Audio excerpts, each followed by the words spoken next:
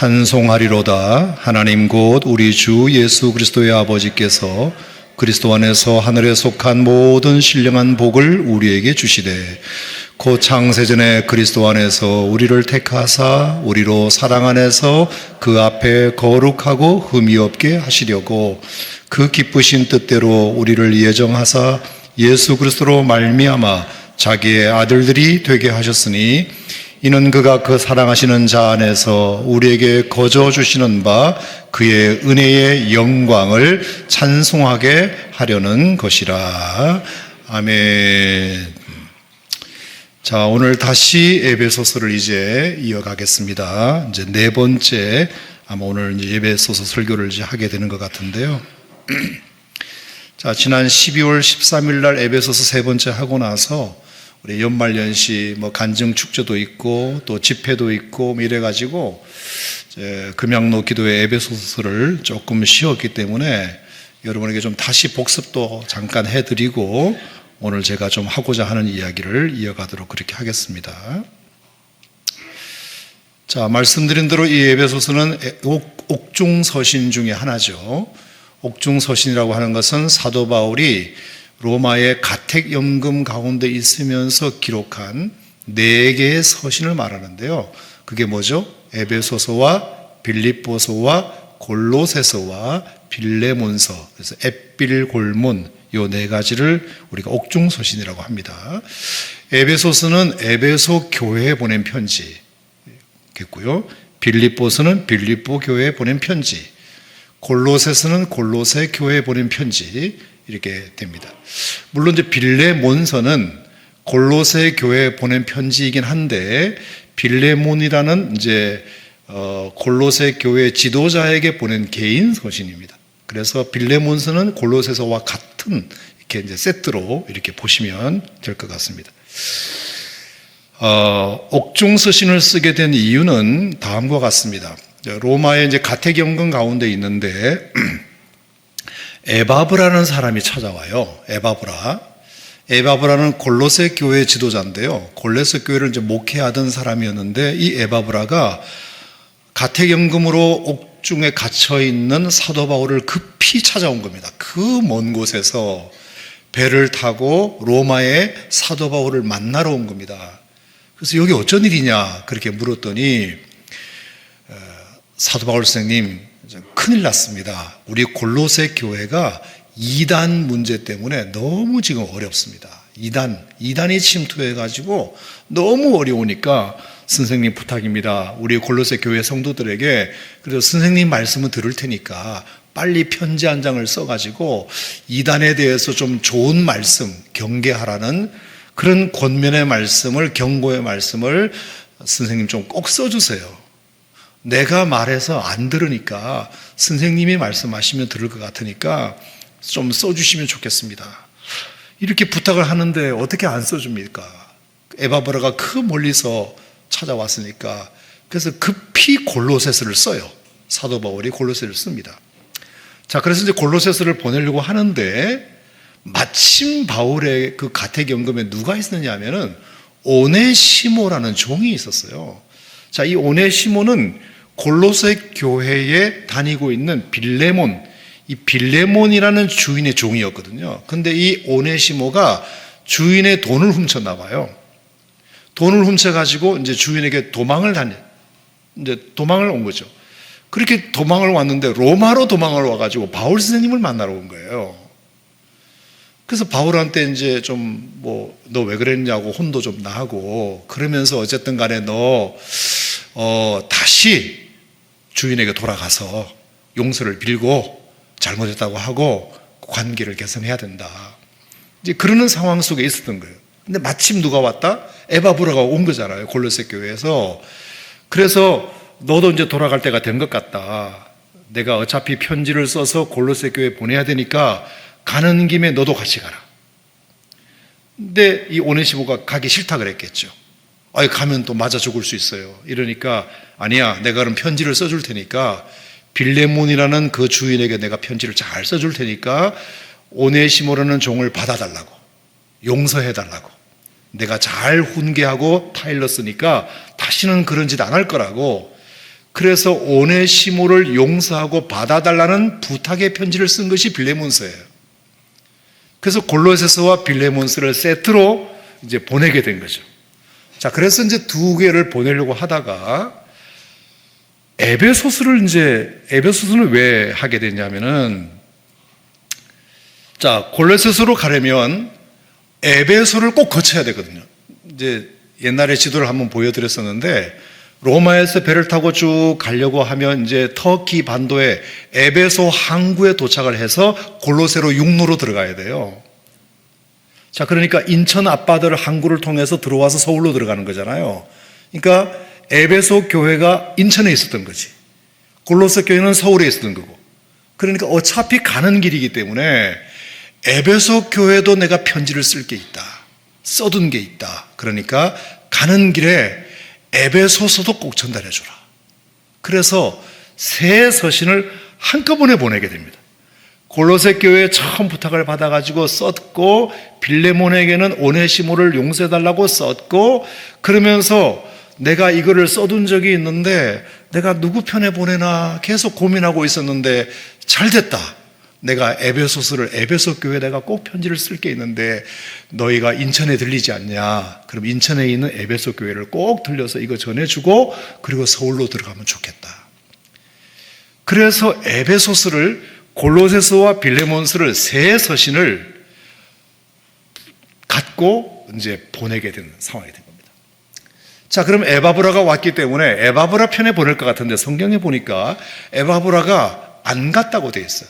왜냐하면 에바브라가 로마에 와보니까 바울 선생님이 너무나 지금 힘들게 옥살이를 하고 있는 모습을 보고 제가 바울 선생님 곁에서 좀 지켜드려야 되겠습니다. 그래서 에바브라가 바울과 함께 갇혔다는 표현이 그래서 나오는 건데요. 그래서 에바브라가 몸도 안 좋고 하니까 너무 먼 길을 왔잖아요. 다시 돌아갈 생각을 하니까 너무 멀고 바울 선생님을 내가 좀 옆에서 보살펴 드려야 되겠다는 책임감도 생겨가지고 저는 여기서 좀 남겠습니다. 저 대신 누구를 좀 대신 보내시면 어떻겠습니까? 그래서 간 사람이 두기고예요. 두기고. 그래서 두기고하고 오네시모를 같이 보내는 겁니다. 오네시모는 어차피 빌레몬에게 돌아가야 되니까. 그래서 두기고 편에 에베소서와 빌레몬서와 콜로새서를 들춰보내가지고 출발 이렇게 된 겁니다. 자, 그러면 제 생각에는 말입니다. 에베소서는 6장까지 있잖아요. 골로새서는 3장까지 있고. 자, 골로새서는 에바브라의 부탁을 받고 썼으니까 급히 썼을 겁니다. 그리고 빌레몬서는 또 오네시모를 보내야 되니까 급히 썼을 거예요. 자, 목적이 분명합니다. 빌레몬서를 쓴 목적과 골로새서를 쓴 목적이 분명한데, 자, 에베소서를 같이 보내려면 시간이 필요해요. 여러분이 에베소서를 보시면은 크게 두 부분으로 나누는데요. 1, 2, 3장은 복음에 대해서, 4, 5, 6장은 교회에 대해서 썼습니다. 거의 복음과 교회의 교과서예요. 교과서. 얼마나 정교하고 얼마나 신학적으로 얼마나 논리적이고 체계적으로 교리적으로 에베소서를 잘 썼는지 몰라요. 제 생각에는 에바브라의 부탁을 받고 가는 길에 잠깐 인천에 들렸다 가라 이렇게 막 쓴 게 아닌 것 같아. 제가 생각할 때는. 자, 그러니까 에베소서를 미리 틈틈이 써둔 것이 있었는데 마침 에바브라가 오니까 잘 됐다. 그럼 내가 이거 누구 편에 보내나 써둔 편지가 있는데 너희들 갈 때 에베소서에 꼭 들려가지고 이거 전달하고 골로새로 갔으면 좋겠다. 그래서 보낸 편지가 에베소서입니다. 자, 그래서 그러면 에베소서는 왜 사도 바울이 그 가택연금 가운데 있을 때 틈틈이 써두었을까?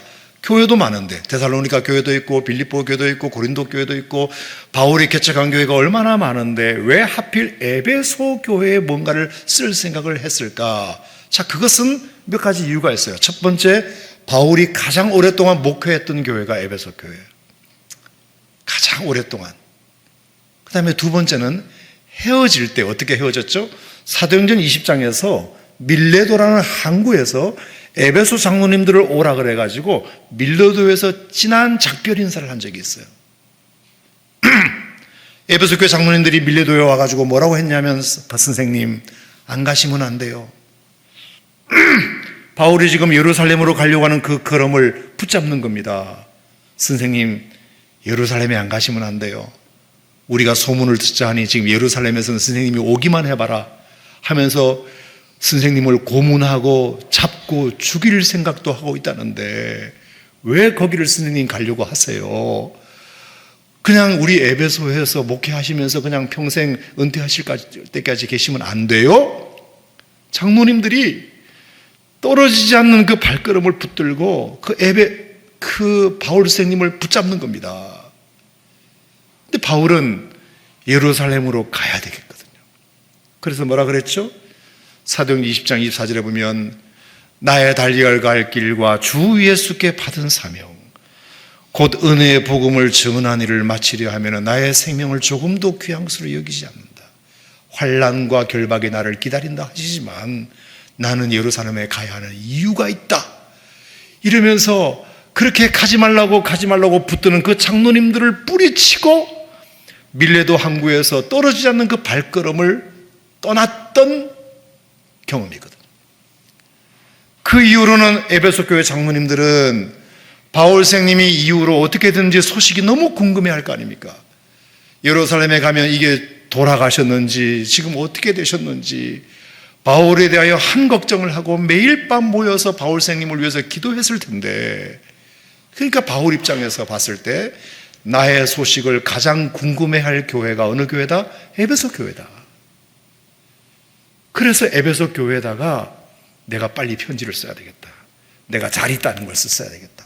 그러면서 에베소 교회는 자기가 가장 오랫동안 목회했던 교회니까 교회에 꼭 전해주고 싶은 복음과 교회에 대한 핵심적인 메시지를 써두었던 것입니다. 그러니까 제 생각에는 절대로 에베소는 급하게 썼다는 생각이 안 들어요. 써두었었는데 인편을 마땅히 구하지 못하고 있다가 마침 에바브라가 와서 골로새 교회 얘기를 하길래 잘 됐다. 그러면 골로새서 쓰고 빌레몬서 쓰고 써둔 에베소까지 뭉탱이로 모아가지고 세 개를 두기고와 오네시모 편에 보내게 된 거죠. 그래서 에베소서의 목적은 뭐냐 하면은 그리스도의 복음과 교회에 대한 교과서, 복음이 뭔지 교회가 뭔지를 쓰게 된 것입니다. 자, 그러면 여러분, 오늘 이 에베소서가 말하는 복음의 핵심이 뭐냐면 여러분이 잘 아시는 에베소서의 가장 중요한 핵심 본문 중에 하나인 에베소 2장 8절 말씀이죠. 여러분 뭐죠? 너희가 그 은혜에 의하여 믿음으로 말미암아 구원을 받았나니 이것은 너희에게서 난 것이 아니요 하나님의 선물이라. 행위에서 난 것이 아니니 이는 누구든지 자랑치 못하게 하려 함이니라. 아멘. 복음의 핵심이 뭐죠? 하나님의 예수님의 은혜로 말미암아 너희의 믿음으로 말미암아 구원받는다는 것. 복음은 구원에 관한 소식이고 그 구원은 오직 주님의 은혜로만 가능하다. 그 은혜를 너희가 믿을 때 구원받는다는 사실을 핵심 메시지를 담아가지고 에베소 교회에 전달하려고 했던 것 같습니다. 자, 언젠가도 제가 이 에베소 설교를 하면서 여러분에게 말씀을 드렸는데, 자, 한 번 더 복습하고 넘어가겠습니다. 자, 에베소 2장 8절에 보면 너희가 그 은혜에 의하여 믿음으로 말미암아 구원을 받는다고 되어 있어요. 자, 은혜, 믿음, 구원이라는 중요한 세 가지 단어가 나옵니다. 자, 그러면 보통 우리가 생각할 때, 아하, 구원을 받으려면 은혜와 믿음이 반드시 필요하구나. 맞아요. 자, 그러면 우리가 등식을 어떻게 먹이느냐가 중요한데 잘 들어보세요. 혹시 여러분 이렇게 착각하시면 안 됩니다. 은혜에 의하여 믿음으로 말미암아 구원을 받는다고 해서 공식을 은혜 더하기 믿음 이퀄 구원으로 생각하면 안 돼요. 만약에 이것을 은혜 더하기 믿음으로 믿음 이퀄 구원이라고 하면 어떤 문제가 생기느냐. 자, 보세요. 자, 구원을 만약에 100이라고 칩시다. 100%라고 칩시다. 구원받는 은혜를 100으로 치면 그러면 은혜는 그 100%의 구원을 받기 위해서 몇 퍼센트 기여했을까라는 질문을 던질 수밖에 없어요. 자, 은혜는 몇 퍼센트고 우리의 믿음은 몇 퍼센트가 합해져서 구원이 되는 걸까요? 자, 여러분 한번 객관식으로 내볼 테니까 한번 맞춰보세요. 아마 내 생각에는 은혜 절반, 우리의 믿음 절반이 합해져 가지고 구원이 될 거야. 이게 1번이에요. 2번, 아니야. 절반이 뭐야? 그래도 은혜가 한 70% 정도 되고 우리의 믿음은 한 30% 정도 돼서 100점이 되는 거겠지. 이게 2번이에요. 아니야. 은혜는 한 90% 정도 되고 우리의 믿음은 10% 정도 돼가지고 100이라는 구원이 이루어지는 걸 거야. 아니야. 은혜는 99%고 1%만 우리의 믿음이고 그리고 그게 100이라는 구원을 이루는 걸 거야. 자, 50, 60, 90, 99. 1, 2, 3, 4 중에 몇 번인 것 같습니다. 저는 왜 여러분이 대답을 못하는지 알아요. 왜? 1, 2, 3, 4 중에 답이 없다는 걸 알기 때문에. 여러분 참 똑똑해요. 대답을 안 하시는 거 보니까 답이 없잖아요. 이 표정을 하고 있어요. 맞아요. 왜 제가 이렇게 말씀드리냐면은 설마 50대 50은 아니겠지. 그거는 우리가 아니라는 거 알아요. 그러면 99 더하기 1이 100인가? 99가 은혜고 1이 우리의 믿음인가? 자, 그러면 어떻게 되겠어요? 하나님의 은혜만으로는 구원이 안 된다는 뜻이에요. 우리의 일이 반드시 필요하다는 뜻이에요. 자, 인간은 하나님의 구원이 이루어지는데 내가 일만 기여하잖아요. 그러면 그걸 자랑으로 여겨요. 자, 성경에 분명히 뭐라 그랬나요? 너희가 그 은혜로 인하여 믿음으로 말미암아 구원을 얻었나니 이것은 너희에게서 난 것이 아니요 하나님의 선물이라. 이것이 너희에게서 난 것이 아니니 누구든지 자랑치 못하게 하려 함이니라. 분명히 성경은 단서를 달았음에도 불구하고 1% 내가 구원에 기여했다는 것 가지고 99% 기여한 것인 양 자랑하고 떠들며 다니는 것이 우리 인간의 죄성이에요. 이해가 됩니까, 여러분? Never, never, never. 절대로. 우리는 1%의 기여도 우리의 구원에 기여한 것이 하나도 없다. 믿으시면 아멘. 은혜 100%지. 우리의 구원은 전적인 하나님의 은혜지. 거기에 우리의 믿음이라는 행위가 포함되어서 구원을 완성시켰다? 천만의 말씀 만만의 공덕. 그건 아닙니다. 그래서 이것은 더하기로 해석하면 안 돼요. 곱하기 해야 돼요. 곱하기. 100 곱하기 1은 100이에요. 100 곱하기 1은 100이에요. 은혜 100%가 구원 100%를 완성시켰어요. 우리의 믿음은 곱하기 1에 해당되는 거예요. 자, 그러니까 보세요. 아무리 은혜가 100이어도 우리의 믿음이 0이면 뭐가 되죠? 0이에요. 100 곱하기 0은 0이에요. 아무리 하나님의 은혜가 100% 우리에게 작용해도 우리의 일의 믿음이 없으면 그건 아무런 구원이 이루어질 수 없어요. 그러면 우리의 믿음만 가지고 되나? 더더욱 그래봐야 1 이퀄 1밖에 안 돼요. 그래서 이것은 아주 상호관계, 따로 또같이라는 말이 있듯이 은혜와 믿음이 구별되지만 이거는 딱 하나로 묶여져 있을 수밖에 없어요. 은혜에는 믿음이 있어야 되고 믿음에는 은혜를 전제로 하는 것입니다. 자, 이 말은 뭐냐? 전적인 하나님의 은혜로만 구원받는 뜻이에요. 이게 전적인. 여러분 이 사실을 믿으시기 바랍니다.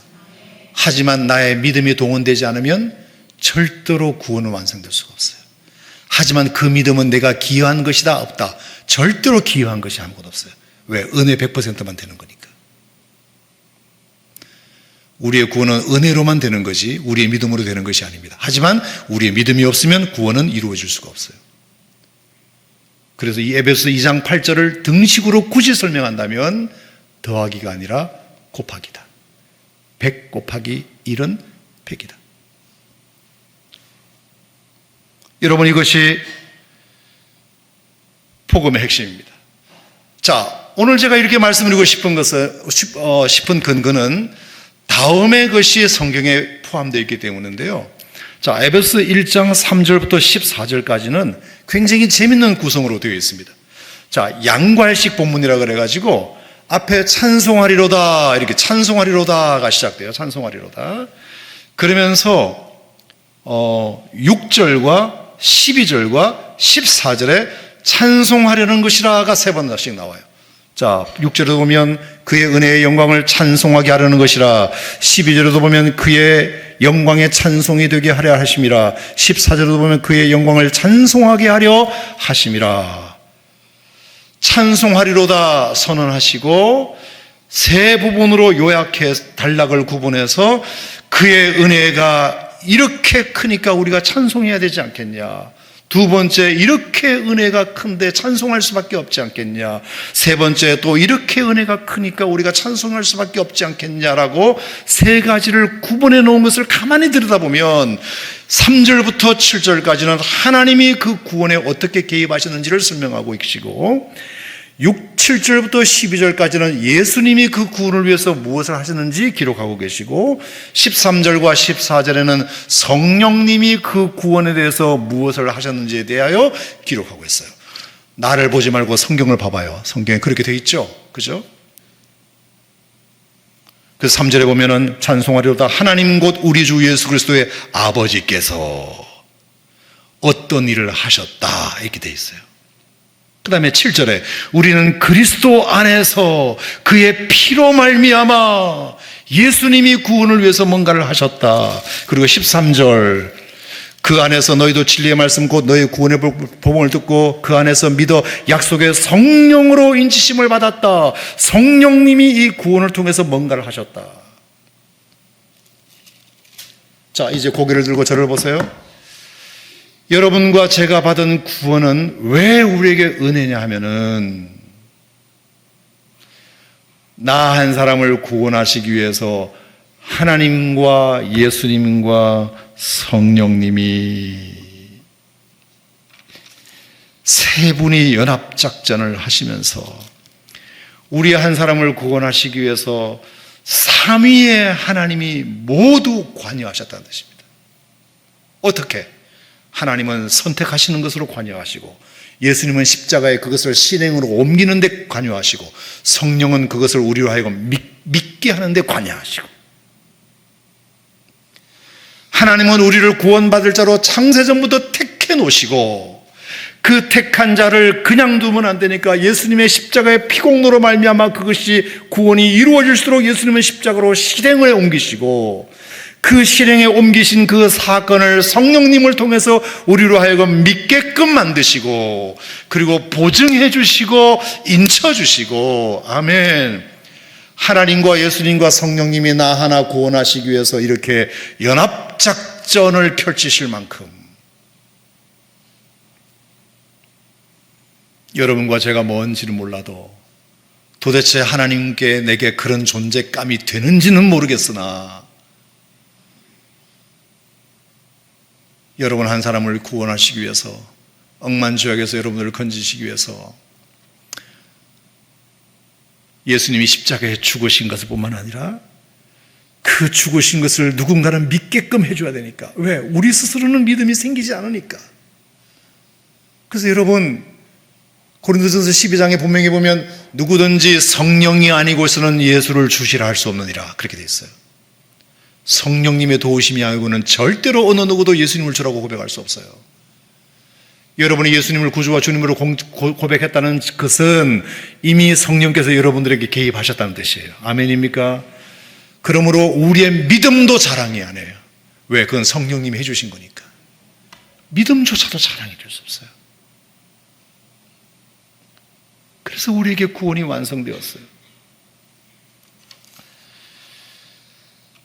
특별히 여러분, 오늘 3절부터 6절까지 보면 하나님 아버지가 예수님께서 어느 날 우발적으로 우리를 위해서 십자가에 피 흘려 죽으신 것이 아니라, 하나님께서는 예수님께서 우리를 위하여 십자가에 죽으심으로 말미암아 우리의 구원을 완성시키시려고 언제부터 계획하셨다? 창세전부터 계획하셨다는 것이 에베소 1장 3절이 아니라 4절에 나오는 본문이에요. 창세전에 그리스도 안에서 우리를 택하사 그리스도로 말미암아 우리를 구원하신 자로 이미 택하사 from the creation이 아니라 before the creation이에요. 창세 전부터. 자, 여기까지 일단 아멘 한번 해봐봐요. 네. 상대방에 대한 최고의 예는 리액션입니다. 리액션. 하나님의 말씀에 대한 여러분 예의를 지키세요. 아멘 하세요. 아멘. 예. 이걸 아멘도 없이 받는다는 것은 너무 경거망동한 것 같아요. 예. 나한테야만 하라는 것이 아니라 이런 은혜를 주신 하나님께 우리 아멘 합시다. 아멘. 예수님이 우리를 위하여 십자가에 피 흘려 죽으신 거, 그리고 그것을 우리를 믿게끔 하기 위해서 성령께서 우리를 인쳐주시고, 그리고 그 계획을 벌써 창세 전부터 이미 다 하나님의 설계도를 다 구상해 놓고 계셨다.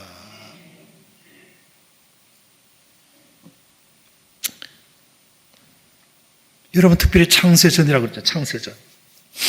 여러분, 우리는 몇 년도에 태어났죠? 여러분 몇 년도에 태어나셨어요? 말씀해 보세요.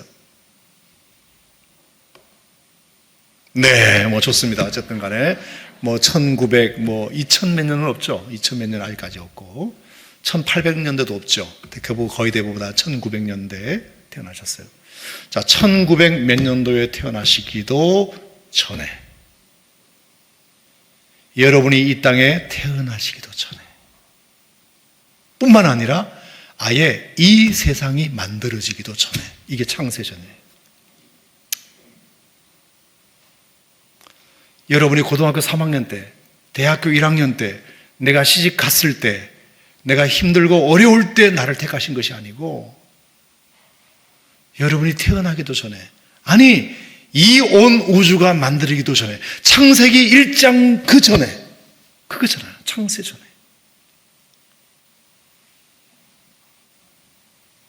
이것은 뭐죠? 우리가 어떤 조건도 갖기 전에, 우리가 착하게 살든 못되게 살든, 내가 우리의 직업이 뭐든 학교를 어디를 다니든 말든 아무 조건을 보지 않고, 이 뜻이, 그 어떤 조건이 구비되기도 전에 주님이 우리를 택하셨다. 여러분 어떻게 생각하세요? 어느 누가 여러분들을 택할 때, 예를 들어서 삼성에 내가 회사에 취직하고 싶은데 삼성에서 인사팀이 여러분들을 삼성의 직원으로 택하잖아요. 그럼 뭘 보죠? 어느 대학 나온지를 보잖아. 그리고 무슨 자격증 있는지를 보잖아. 그리고 전에 어디서 근무했는지를 보잖아. 그리고 영어를 잘하냐 못하냐를 보잖아. 시험을 얼마나 까다롭게 보는지 몰라요. 그까지 삼성에 취직하면서도 그 월급 얼마 주는 것 가지고도 그렇게 조건을 물어요. 이력서 가져오라 그래요. 자격증 가져오라 그래요. 토익 점수 가져오라 그래요. 건강진단서 떼오라 그래요. 저도 군종량교 시험 칠 때, 그것도 공무원이라고 별별 시험, 심지어 신혼조회까지 다 하더라고요. 우리 아버지와 할아버지와 사촌까지, 군인이 될 사람들은 신혼조회도 하거든요. 그까지 대한민국의 공무원 하나 되는데도 그렇게 조건을 따져요.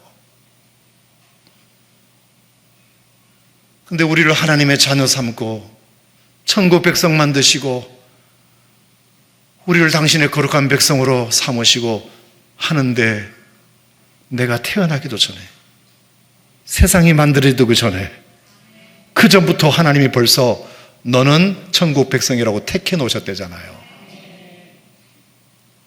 이력서를 갖고 오라고 말씀 안 하셨잖아요. 어느 대학 나왔는지 졸업증명서 갖고 오라고 안 하셨잖아요. 우리는 천국 가기 위해서 졸업증명서 몇 개라도 갖고 가야 될 양판인데 하나도 필요 없대잖아요.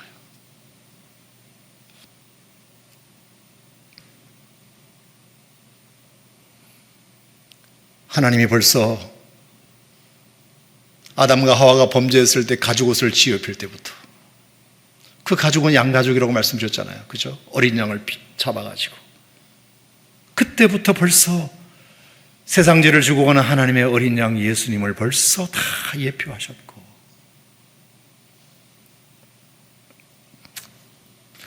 우리가 그런 걸 생각하면 이게 얼마나 큰 은혜인지 몰라요. 하나님이 우리를 택하셨다. 우리를 구원하시기로 택하셨다. 우리를 복주시기로 택하셨다. 우리를 흠이 없게 하시기로 택하셨다. 우리를 자기 아들 삼기로 택하셨다. 그리고 심지어 그것을 거저 주시려고 작정하셨다.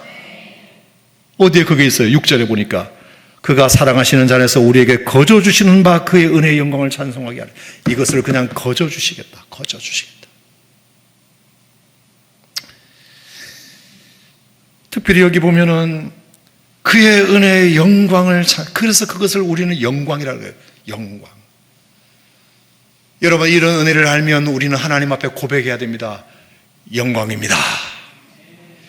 나를 이렇게 택해 주셔서 영광입니다.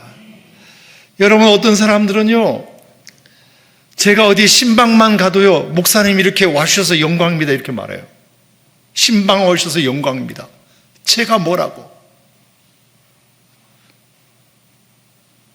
어디 좋은 데 취직하면, 어디 장학금이라도 받으면 너무 기뻐서, 너무 감사해서 영광이라고 그러잖아요. 영광입니다. 영광입니다. 저에게 이런 혜택을 주시다니 영광입니다. 영광. 저를 뽑아주신다니 영광입니다. 여러분, 영광은 진짜 이럴 때 쓰는 말이에요. 그의 은혜의 영광을 찬송하게 하려는 것이라. 여러분, 영광이라는 단어는 성경에 굉장히 많이 나오는 단어인데요, 크게 저는 두 가지로 설명해요. 첫 번째는 뭐냐면은, 영광이라고 하는 것은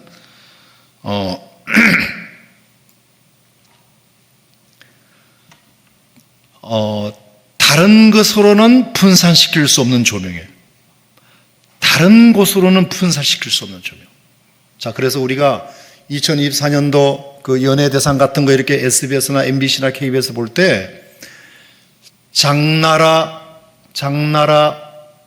그 뭐죠? 장나라 맞죠? 장나라하고 또 누구더라? 하여튼 몇 명이 크리스찬 연예인들이 이게 수상소감을 말하는데 하나님께 감사드립니다. 그리고 하나님께 영광 돌립니다. 하나님께 영광 돌린다는 말은 뭐냐면, 여러분, 저를 비추는 이 조명을 끄시고 하나님께로 조명을 켜셔요, 이런 뜻입니다. 하나님이 보이게 해주세요, 이런 뜻입니다. 제가 받을 영광을 하나님께로 좀 바꿔주세요. 저에게 이 조명을 분산시키면 안 됩니다. 오직 하나님께만 그 조명을 비추셔야 합니다. 그게 영광이에요, 영광. 영광은 조명이에요, 조명. 절대로 다른 곳으로는 분산시킬 수 없는 조명을 영광이라 그래요. 그래서 하나님께 영광을 돌린다는 말은 나에게 칭찬하지 마시고 하나님을 칭찬하드세요. 나를 박수치지 마시고 하나님께 박수를 쳐드리세요. 그럴 때 쓰는 말이 영광이에요. 그리고 또 하나 영광은 어떤 뜻이 있느냐 하면은 다른 것이 더 필요 없는, 그러니까 다른 것 어떤 것이 요구되지 않는 가치라는 뜻이에요. 다른 어떤 것도 요구될 수 없는 가치. 자, 그러니까 그 가치가 너무 귀하고 너무 위대하게 너무 찬란하기 때문에 그것 외에는 다른 게 필요 없다는 뜻이에요. 절대로 요구할 것이 하나도 없다는 뜻이에요. 그게 너무 크니까, 너무 위대하니까. 다른 것이 추가될 필요도 없을 만큼의 가치. 여러분, 그것도 영광이에요, 영광이에요. 여러분, 지난번에 제가 무비보셋 얘기를 잠깐 드렸는데, 자, 예를 든다면, 자, 무비보셋이 요나단의 아들이죠. 요나단은 사울의 아들이죠. 그러니까 무비보셋은 사울의 손자잖아요.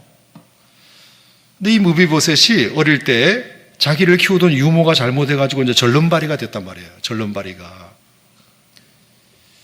그래서 이제 절름발이니까 장애인이니까 아버지로부터 이제 사랑을 받다가 장애인이다 보니까 갑자기 이제 할아버지, 아버지가 한 장소에서 전사를 하세요. 길보아산 전투에서 할아버지와 아버지가 갑자기 둘 다 죽어요. 고아가 됐잖아요, 고아가. 자, 고아가 되니까 너무나 불쌍하게 되었어요. 너무나 불쌍한 신세가 돼요. 절름발이인데다가 할아버지와 아버지가 이 땅의 이 나라의 왕인데 사라졌기 때문에, 게다가 더 무비보셋에게 걱정됐던 것은 뭐냐면은 다윗이 그 뒤를 이어서 왕이 되었거든요. 이 다윗은 할아버지가 제일 미워하는 사람이었어요. 사울이 다윗을 제일 미워했다고. 10년 동안 다윗을 잡으러 다녔잖아요. 그러니까 쫓겨다니는 다윗 입장에서 보면 사울이 얼마나 왼수 같았겠습니까? 그 왼수의 손자가 남아있는 겁니다. 장애인입니다. 그러니 다윗에게 있어서, 무비보셋에게 있어서 다윗은 가장 두려운 존재예요. 자기를 봐줄 수 있는 아버지도 안 계시고 할아버지도 안 계시고, 그리고 우리 할아버지가 원수처럼 생각했고 우리 할아버지를 원수처럼 생각했던 다윗이 이 나라의 정권을 잡았으니 이제 무비보셋은 죽어마땅한 존재죠. 근데 어느 날 다윗이 무비보셋을 부르더니 자기는 이제 목숨이 날아가나 보다 생각했는데 밥상을 크게 차려놓고는 이제 오늘부터 너는 우리 집에서 먹고 자라, 우리 집에서 살아라, 그렇게 된 거죠. 자, 다윗은 왜 그렇게 했죠? 아버지 요나단으로부터 받은 은혜가 있어서 그래요. 그 요나단으로부터 받은 은혜가 너무 커서 그 아버지 없이 홀로 남은 장애인 무비보셋을 다윗은 불쌍히 도와주고 싶은 거예요. 요나단으로부터 받은 은혜를 아들에게 갖고 싶은 마음에서 부른 거예요. 그래서 너부터, 오늘부터 너는 이제 내 아들 해라. 그래서 내 상에서 같이 밥을 먹자, 이렇게 된 거죠. 자, 그러니까 무비보셋은 전혀 기대하지도 않았는데 다윗이 나를 부르는 순간 나는 이제 모가지가 날아가는 줄 생각했는데, 생각외로 다윗이 자기를 아들을 삼겠다고 해주니 그 은혜가 얼마나 크겠습니까? 죽을 목숨이 살아났을 뿐만 아니라 그 다윗의 아들 직분까지 얻게 되었으니 말입니다. 그랬을 때 이 무비보셋의 한 말이 있어요. 죽은 개 같은 나를 어찌 돌보시나이까? 죽은 개 같은 나를 어찌 돌보시나이까? 여러분, 이것이 얼마나 은혜가 컸으면 그런 고백을 했겠습니까? 죽은 개 같은 나를 어떻게 돌보십니까? 자, 그런데 여러분, 어떤 일이 있었죠?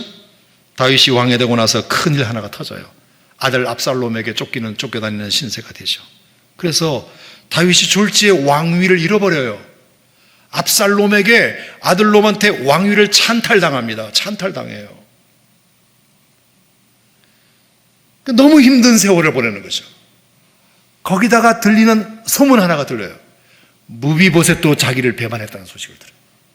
무비보셋이.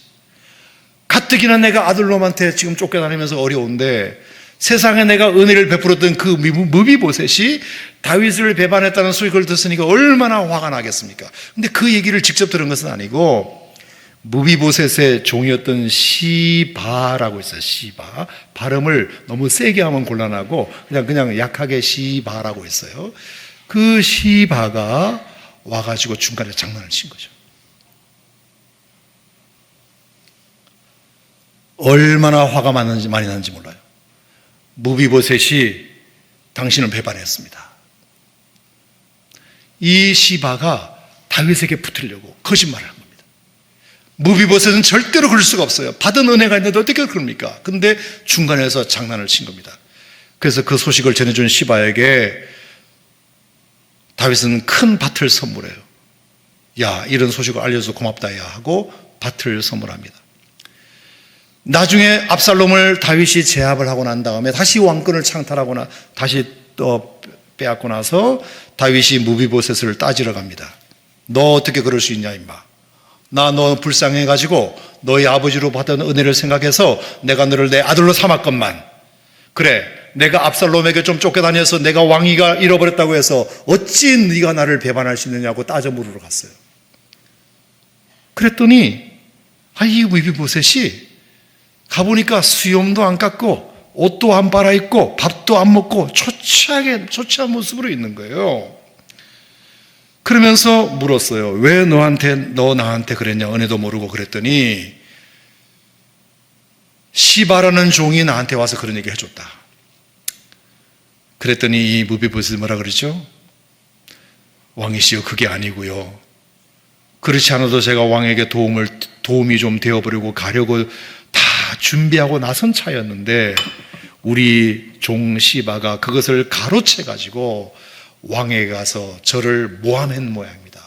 저는 어떻게 어떻게 제가 죽은 사람과 같은, 죽은 개 같은 나를 왕께서 살리시고 나를 왕의 상에서 먹게 하셨는데 그 은혜를 제가 어떻게 잊겠으며 제가 어떻게 왕을 배반할 수 있겠습니까? 저는 이미 감당 못할 은혜를 입었는데요.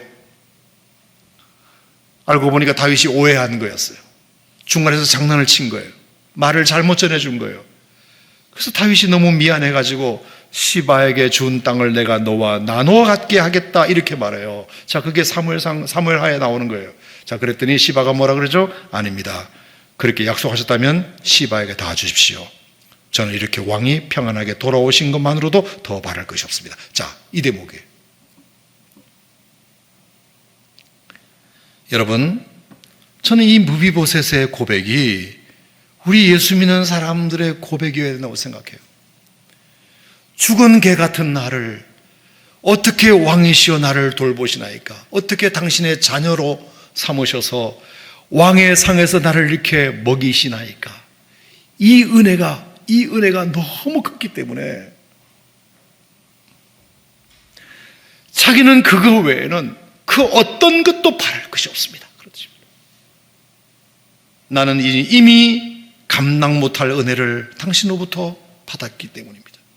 나를 받아주신 것만으로도, 그리고 오해를 풀어주신 것만으로도, 그리고 왕께서 이렇게 평안히 살아서 안전하게 돌아오신 것만으로도 저는 그것만으로도 기쁩니다. 나에게 10원 한 장 떨어지지 않아도 저는 그것만으로 충분히 넘치는 은혜를 받았습니다. 여러분, 이게 영광이에요. 영광이에요. 여러분, 영광이라고 하는 것은 뭐냐 하면은 그 어떤 것도 추가하거나 부과할 필요가 없을 만큼의 가치예요. 거기다가 뭘 더 보탤 필요가 없는, 거기다가 뭘 더 얹을 필요가 없는, 거기에 뭐 더 추가할 필요가 없는 가치를 이미 나는 받았으니 그런 밭딱 같은 거는 다 남들 줘도 상관없습니다. 나는 이미 당신으로부터 아들의 지위를 회복한 것만으로도, 내 아버지 돌아가셨는데 당신이 나를 아들로 받아준 것만으로도 저는 더 바랄 것이 없습니다. 이게 저의 영광입니다. 영광입니다. 여러분, 이런 예는 성경에 정말 많아요. 제가 참 여러분에게 설명드렸습니다만 누가복음 2장에 나오는 시므온도 그래서 시므온. 여러분, 시므온이라는 이 율법학자는 힐렐 학파를 창시한 힐렐의 아들이고 바울을 가르친 가말리엘 선생의 아버지라 그랬잖아요. 대율법학자예요. 대율법학자. 근데 어느 날 이 시몬에게 성령께서 뭐라고 말씀하시느냐? 네가 죽기 전에 네가 메시아를 보게 될 것이다. 네가 죽기 전에 메시아를 보게 될 것이다.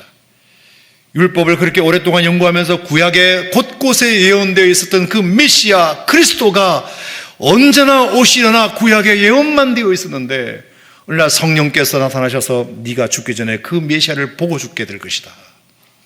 그때부터 흥분을 가라앉히지 못하고 매일 하나님 앞에 기도하면서 언제나 내가 그 메시아를 눈으로 보게 되려나.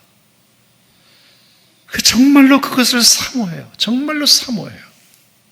그때 어느 날 아침 성령께서 성전으로 출근하는데 성령께서 음성을 들려주신 거죠. 오늘이 그날이 될 것 같다.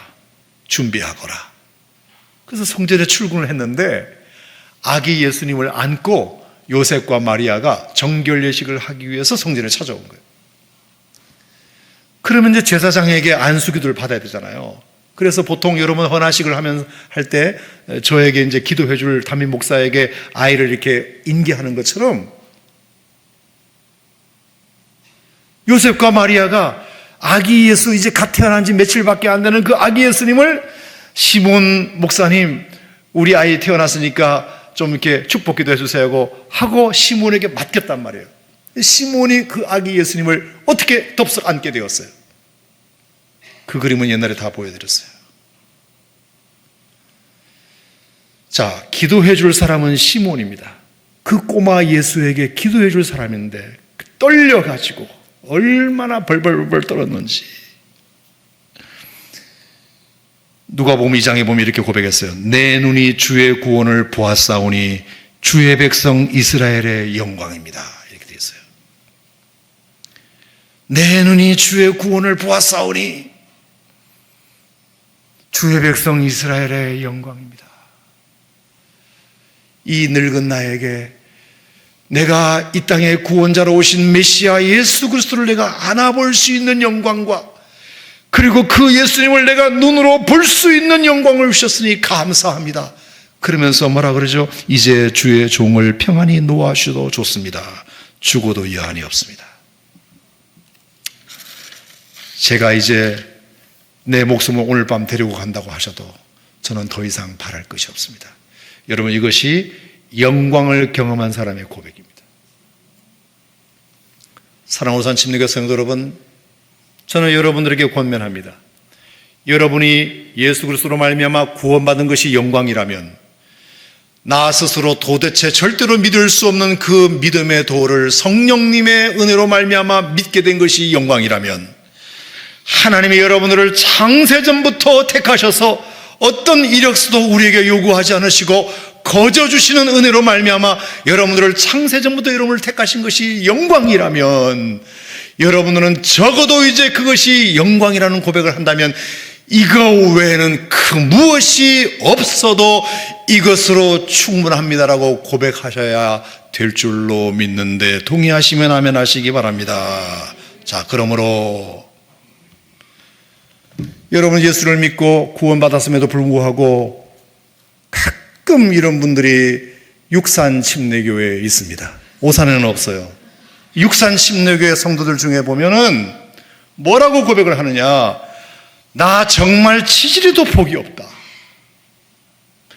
솔직히 내가 예수 믿은 거 외에는 뭐 복이 뭐 있냐 내가 억만제약에서 구원받은 거 빼고는 내가 무슨 복이 있냐? 내가 하나님의 자녀된 거 외에는 말고는 뭐 복이 있냐 내가 거듭난 거 외에는 무슨 복이 있냐? 내가 지옥 안 가게 된 것만 그거밖에 없지 그거 외에는 내가 도대체 무슨 받은 복이 있냐? 내가 심판 안 받고 내가 천국 백성 되고 성령이 내 안에 계신 것 그까짓 것 외에는 내가 무슨 복이 있냐?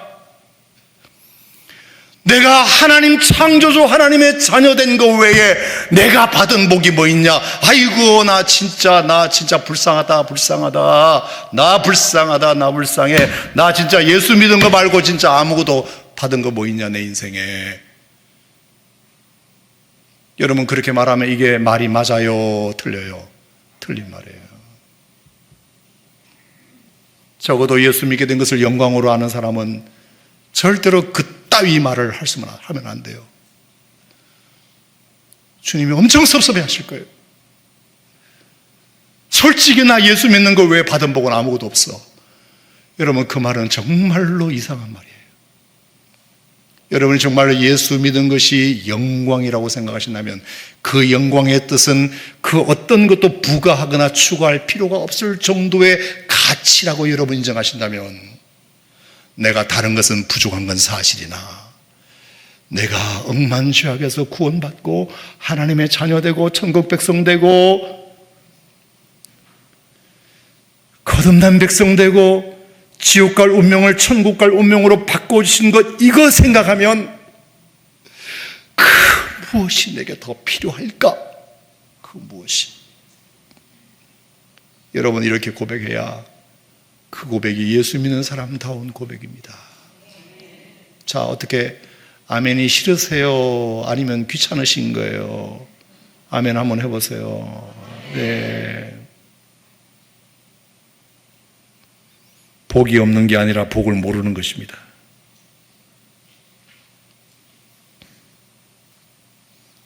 하나님이 여러분을 창세전부터 택하시고 여러분 한 사람을 구원하시기 위해서 하나님과 예수님 성령님이 다 동원되시고 우리를 택하시고 우리를 흠없게 하시고 우리를 예정하시고 우리를 아들 되게 하시고 우리를 거저 주시기 위하여 주님이 우리에게 그렇게 하셨어요. 저는 그래서 여러분 이맘쯤 되면 이제 궁금한 것이 하나 생겨야 돼요. 도대체 왜? 하나님이 정말 도대체 왜 그렇게 나에게 감당할 수 없는 은혜를 우리에게 주는가? 그것만 오늘 말씀드리고 기도하려고 하는데요. 자, 4절 말씀에 보면은 이런 말씀이 있어요. 곧 창세전에 그리스도 안에서 우리를 택하사 우리로 사랑하는 우리로 사랑 안에서, 사랑 안에서. 이 안에서라는 말이 n이잖아요. in이지만 헬라어로는 n이잖아요. n. 이 안에서라는 말의 용법 중에 보면은 공간적으로 어떤 안에서 이런 말도 있어요. 그 다음에 도구의 의미도 있어요. 사랑을 가지고 이런 의미도 있어요. 세 번째 용법 중에 이유. N은 이유라는 뜻도 있어요. 그러니까 뭐죠? 사랑 안에서를 다른 말로 해석하면 사랑 때문에라는 뜻이에요.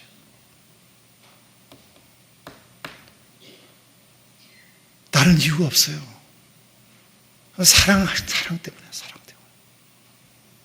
하나님이 우리를 사랑하셨기 때문에 이 모든 복잡한 과정을 그 옛날부터 하신 겁니다.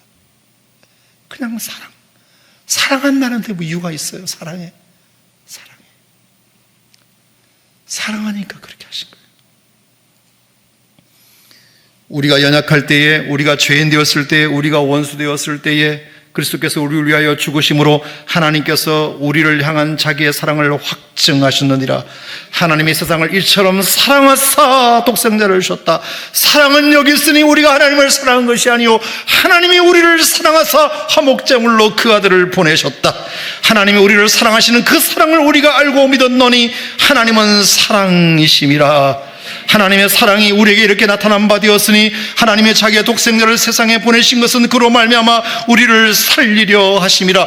그가 우리를 위하여 목숨을 버리셨으니 이로써 우리가 그분의 사랑을 알고 아버지께서 어떠한 사랑을 우리에게 베푸셨는지를 우리가 보라. 여러분, 요한복음과 요한일서에 얼마나 사랑에 대한 이야기가 많이 나오는지 몰라요. 여러분, 사랑 때문에 하나님이 그렇게 하신 겁니다.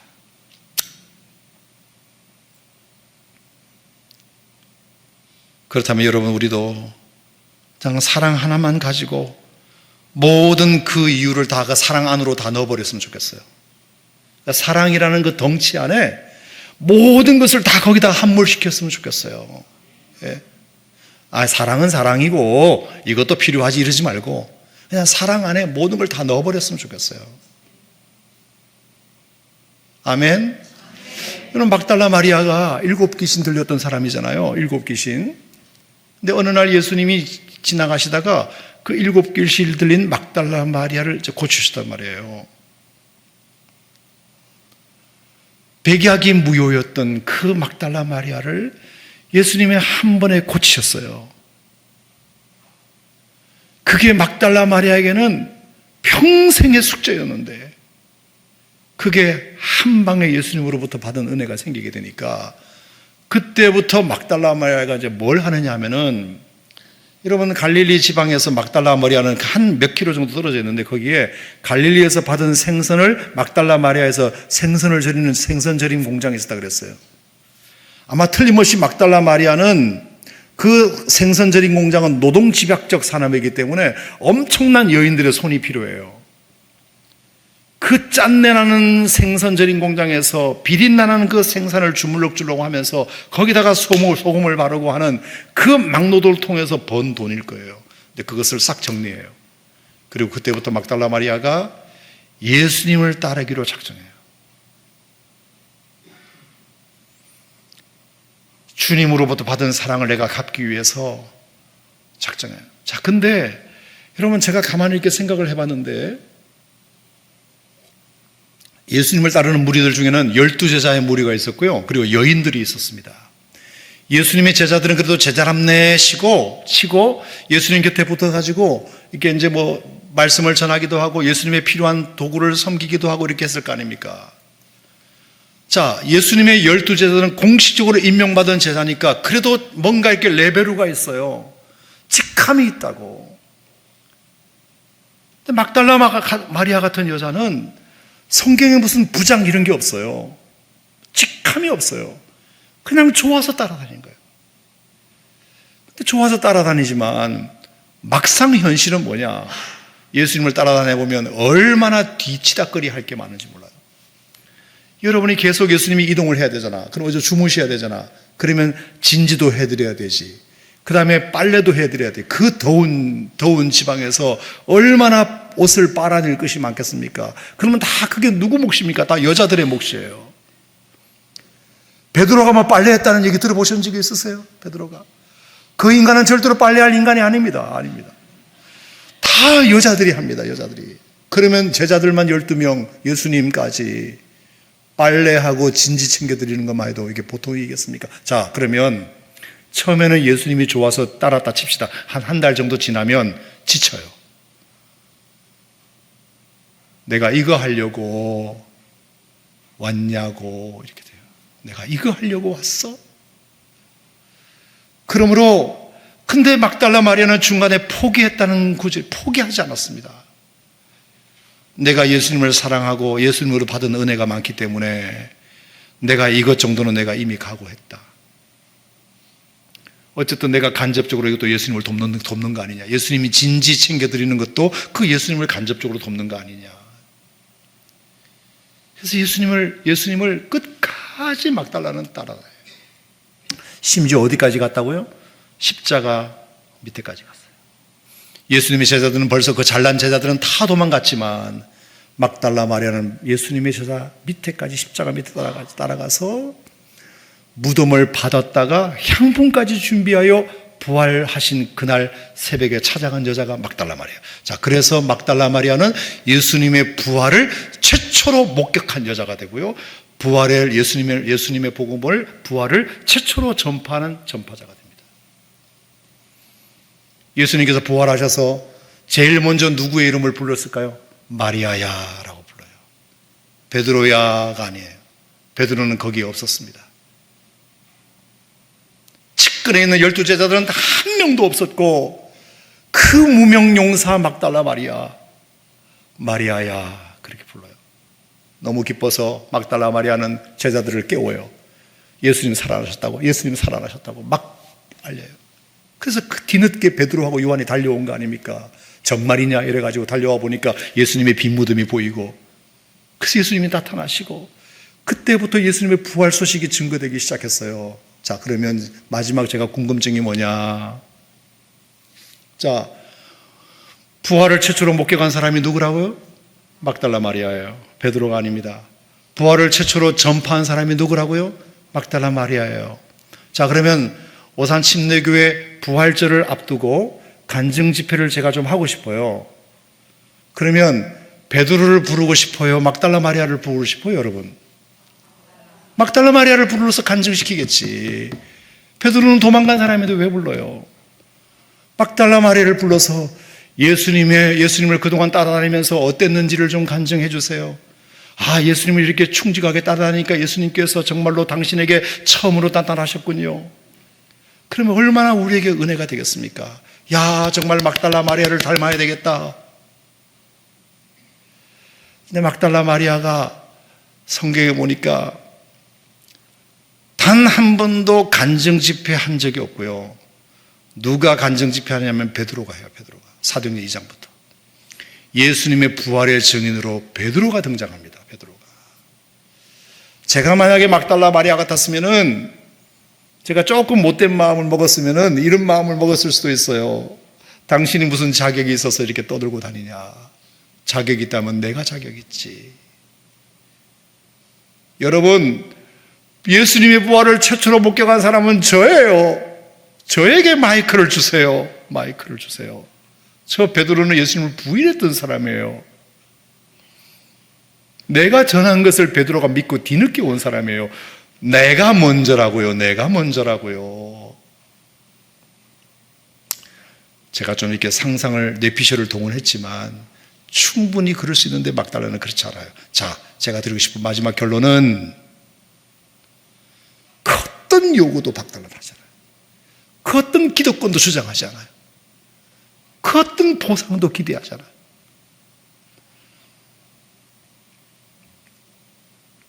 그냥 내가 예수님으로 받은 은혜가 너무 크고, 그리고 그 은혜를 내가 갚기 위해서 일정 부분 내가 헌신할 수 있었던 것만으로도 나에게는 영광이었다.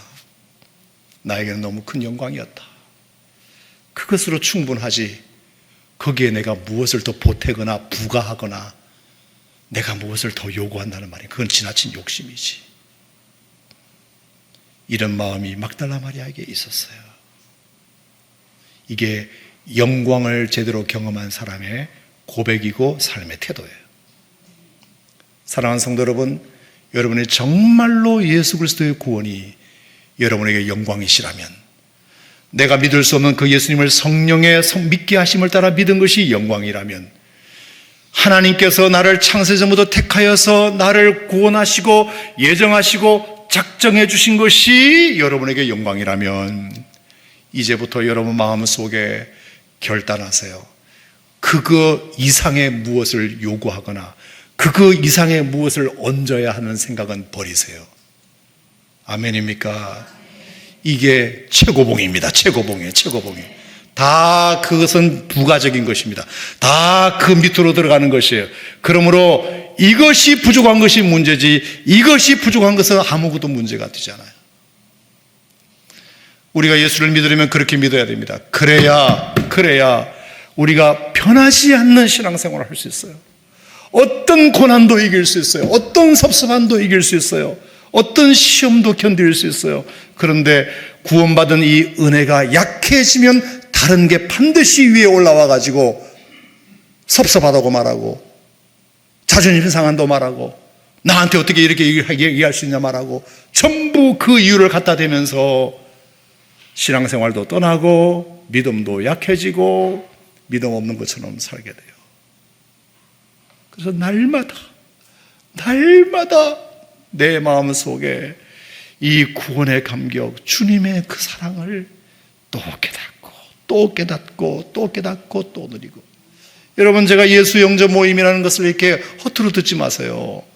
아니 뭐 다 옛날에 다 뭐 손 들고 다 했는데 그 뭐 또 해야 돼? 제가 구원의 확신이 있는 사람도 들어오시라고 하는 이유는 그 이유 때문이에요. 또 점검하고 또 확신하고 또 감격하고 또 눈물 흘리고, 내가 그것을 잊어버리지 말아야 다른 것을 능가할 수 있는 힘이 거기서 나오는데, 그 옛날에 다 하나 했다고 그 새신자들이나 하는 거지. 이런 교만을 떨기 시작하면은 여러분에게 남는 건 뻔해요.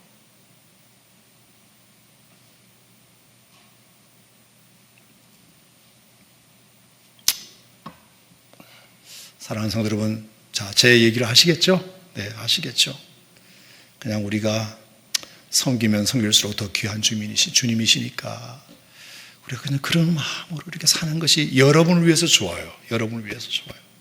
내 믿음이 늘 순전할 수 있고, 그 구원의 감격이 가장 기초적인 고백이긴 하지만 가장 최고의 기쁨이다. 주 안에서 내게 두신 기쁨은 그들의 곡식과 새 포도주의 풍성할 때보다 더하리이다. 주께서 이런 마음속에 이 구원의 기쁨을 날마다 회복시키시기를 주님의 이름으로 축원합니다.